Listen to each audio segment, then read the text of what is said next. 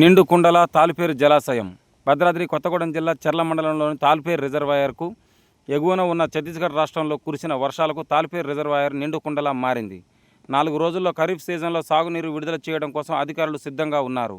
చర్ల, దుమ్ముగూడెం మండలాల్లోని 24,700 ఎకరాలకు సాగునీరు అందించే తాలిపేరు ప్రాజెక్టు ఈ ప్రాంత రైతులకు ఓ వరప్రసాదం లాంటిది.